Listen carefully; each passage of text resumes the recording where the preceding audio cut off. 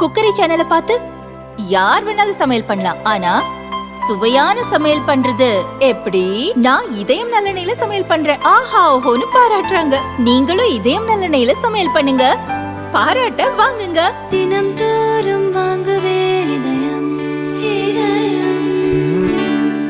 கன்னியாகுமரி மாவட்டம் விளவங்கோடு சட்டசபை தொகுதி இடைத்தேர்தலில் நாம் தமிழர் கட்சியை விட குறைவான ஓட்டுகள் பெற்றது குறித்து கட்சி நிர்வாகிகள் கூட்டத்தில் பொதுச் செயலர் பழனிசாமி கவலை தெரிவித்துள்ளார். லோக்சபா தேர்தல் முடிவு குறித்து கட்சி நிர்வாகிகளுடன் தொகுதி வாரியாக அதிமுக பொதுச் செயலாளர் பழனிசாமி ஆலோசனை நடத்தி வருகிறார். நேற்று காலை விழுப்புரம், கன்னியாகுமரி தொகுதிகளுக்கும் மாலையில் தருமபுரி தொகுதிக்கும் ஆலோசனை கூட்டம் நடந்தது. விழுப்புரம் நிர்வாகிகளிடம் உள்ளூர் பிரச்சினை, கட்சி பிரச்சினை எதுவாக இருந்தாலும் தலைமையின் கவனத்திற்கு கொண்டு வாருங்கள், சட்டசபை தேர்தலில் வெற்றி பெற இப்போதிருந்தே பணியாற்றுங்கள் என பழனிசாமி அன்பு கட்டளையிட்டார். கன்னியாகுமரி நிர்வாகிகளுடன் நடந்த ஆலோசனைக் கூட்டத்தில் கன்னியாகுமரி லோக்சபா தொகுதி விளவங்கோடு இடைத்தேர்தல் தோல்விக்கு ஒருவரை ஒருவர் குற்றம் சாட்டினர். அப்போது பழனிசாமி டென்ஷன் ஆனார்.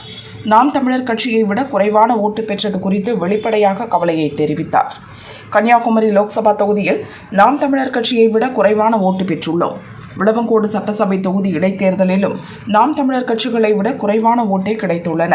விளவங்கோடு தொகுதியில் ஒரு ஓட்டுச்சாவடியில் அதிமுகவுக்கு ஒரு ஓட்டு கூட விழவில்லை. அந்த ஓட்டுச்சாவடியில் இருந்த கட்சி முகவர் மற்றும் அவரது குடும்பத்தினர் கூட ஓட்டு போடவில்லையா என பழனிசாமி கேள்வி எழுப்பினார் என்று நிர்வாகிகள் கூறினர்.